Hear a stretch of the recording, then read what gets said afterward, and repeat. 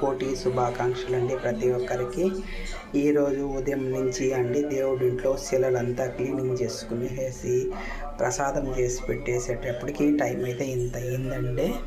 చాలా లేట్ అయిపోయేసింది. ఇప్పుడు మనం అందరం గుళ్ళకి అనేది స్టార్ట్ అవుతాము. అక్కడ ప్రతి ఒక్క వెంకటేశ్వర స్వామి గుళ్ళో వీడియో తీసి పెడతానండి. ప్రతి ఒక్కరికి ఈ వీడియోలోకి వెళ్ళేటప్పుడు ఫస్ట్ ముందు ఒక లైక్ ఇవ్వండి, అలాగే ఒక సబ్స్క్రైబ్ కూడా చేయండి. థ్యాంక్ యూ అండి.